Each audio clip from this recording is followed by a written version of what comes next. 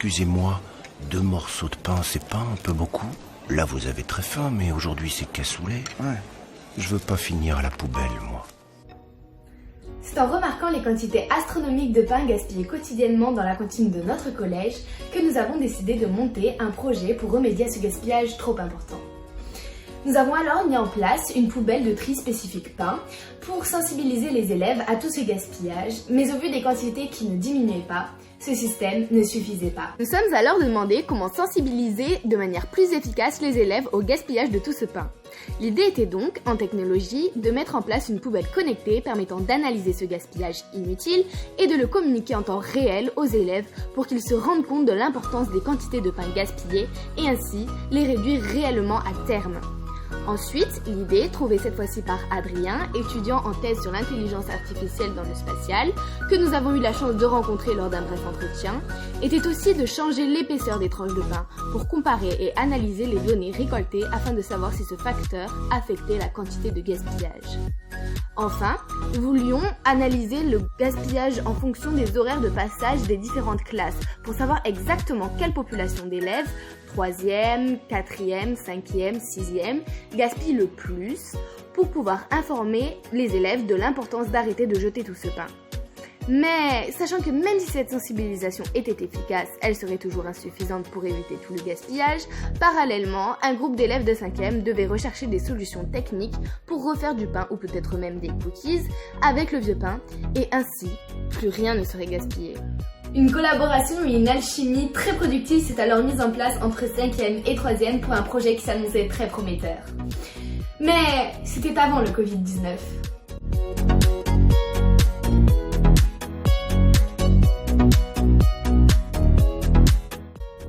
Jetons-nous davantage de pain lorsque les tranches sont plus épaisses ou est-ce l'inverse quand les tranches sont plus fines? Pour ces expériences, nous devons mettre en place un système capable de mesurer la quantité de pain en temps réel et surtout d'enregistrer les données au fur et à mesure. Pour sauvegarder les données, nous utiliserons une carte SD. Ainsi, les données seront stockées dans un fichier type texte CSV.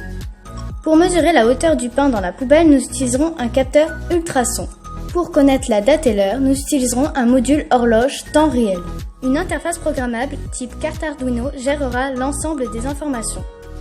Et enfin, pour alimenter le système, nous utiliserons une batterie de 5 volts type chargeur de smartphone, qu'il nous faudra dimensionner afin qu'elle puisse fournir l'énergie tout au long d'un service. Pour faire le programme, nous avons commencé par réaliser un algorithme. Tout d'abord, nous commençons par créer la variable minute qui stocke le temps. Cela nous permettra de savoir à quel moment le pain est jeté dans l'optique de savoir quelle population, niveau 6e, 5e, 4e ou 3e d'élèves, gaspille le plus. Elle contiendra donc le temps jusqu'à ce que nous venions désactiver la poubelle en fin d'expérience. Ensuite, on mesure la distance en centimètres du haut de la poubelle jusqu'au niveau du pain stocké à l'intérieur et on enregistre cette donnée dans la variable acquisition. Cela nous permet de calculer la variable V, c'est-à-dire le volume d'espace qu'occupe le pain dans la poubelle.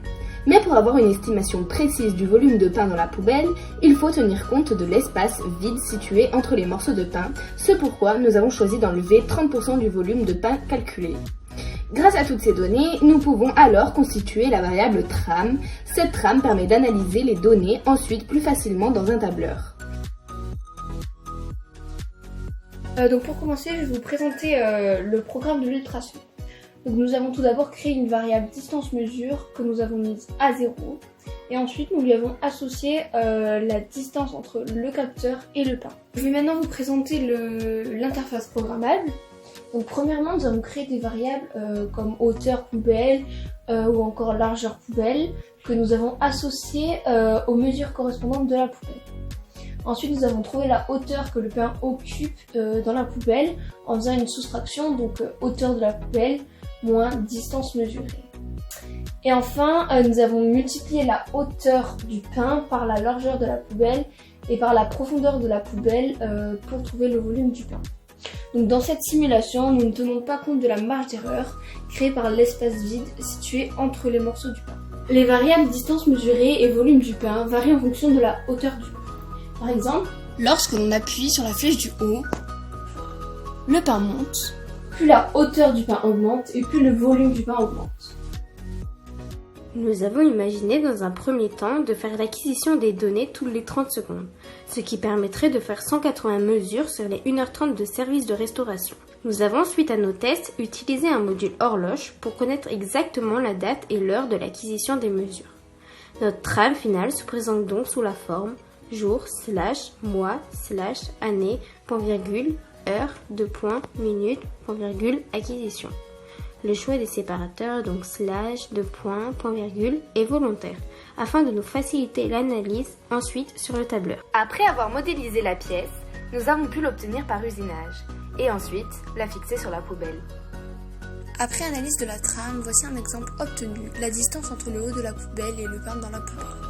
Malheureusement, c'est un projet qui reste à finaliser car avec le confinement, nous n'avons pas pu le mener à bien. Cependant, à l'aide de ce projet, nous avons su travailler en équipe. Effectivement, nous nous sommes répartis le travail de façon équitable et ainsi gagné en temps et avancé de manière très efficace. La revue de projet en collaboration fut réalisée sur Google Doc afin que tout le monde puisse participer, même à distance à la maison. Lors de la réalisation de ce prototype, nous avons dû réinvestir de nombreuses compétences déjà travaillées lors des activités vues en classe, à savoir la modélisation des pièces, le travail autour du logo pour qu'il soit cohérent avec notre projet, réalisé avec Canva, la programmation avec la simulation du fonctionnement sur Scratch, puis avec ArduBlock pour la programmation définitive du prototype. Un peu de physique pour calculer la consommation du système afin de dimensionner la batterie. Et de nouvelles compétences imposées par la situation du Covid-19 avec des réunions pour finaliser la vidéo dans les temps. Il nous restait à améliorer le programme pour déterminer le volume de pain, comme sur la simulation sur Scratch. Il nous restait également à analyser l'incidence de l'épaisseur du morceau de pain et son gaspillage. Dernier mot, faites attention au gaspillage du pain.